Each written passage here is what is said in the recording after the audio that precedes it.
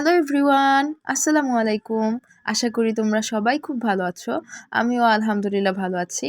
আজকে অনেক অনেক অনেক অনেক অনেক দিন পরে আবার একটা ভিডিও আপলোড করতেছি। আজকের ভিডিওটা একটা ordinary day in my life, যেদিন কিনা আমি আমার ভার্সিটিতে লেট করে যাচ্ছি। সো এটা নতুন কিছু না।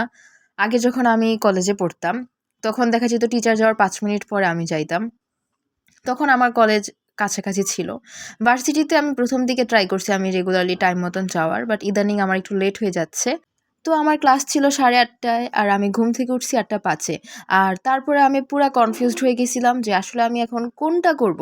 লাইক আমি কি আগে রেডি হব, নাকি আমি আগে নামাজ পড়বো, নাকি আমি আগে নাস্তা করব, মানে কোনটা দিয়ে আমি আগে শুরু করব। তো পরে আমি ভাবলাম যে না, আমার ড্রেস চেঞ্জ করার দরকার নেই, আমি যেই ড্রেসে আছি সেটাই পরে যাই। নিচে আমি জাস্ট আমার একটা জিন্সের প্যান্ট পরে ফেলি, তাহলে এটা একটা ওয়ান পিসের মতন লাগবে।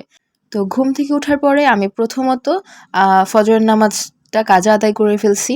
এরপরে আমি আমার ব্যাগ গুছাইছি, আমি এরপরে একটু হালকা পাতলা রেডি হয়েছি, নাস্তা করছি। এরপরে আমি রিক্সা নিয়ে টানা ভার্সিটিতে চলে গেছি। এরপরে এই ক্লিপটা যেটা দেখতে পারতেছো, এটা ভার্সিটি থেকে আসার সময়। আমি বনশ্রীতে আছি আপাতত। আর আমার ভার্সিটি যেহেতু আফতাবনগর, সো আমাকে আগে এই সাঁকুটা দিয়ে যাওয়া লাগতো। এখন এই সাঁকুটা ভাঙিয়ে দিছে, এখানে আবার একটা ব্রিজ হচ্ছে। তো এই কয়েকটা দিন আমাদের সবাইকে এভাবে হচ্ছে গিয়ে নৌকাতে করে যাওয়া লাগতেছে, একটা নৌকা থেকে আরেকটা নৌকা লাফ দিয়ে দিয়ে যাওয়া লাগতেছে, মানে যারা বনশ্রীবাসী তাদেরকে।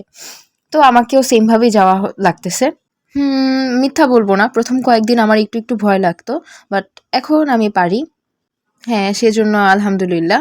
আর এরপরের ভিডিওটা আমি শেয়ার করব সেই দিনেরই রাত্রেবেলা আমি আবার বাইরে ঘুরতে গেছিলাম, সো সেই বিষয়ে।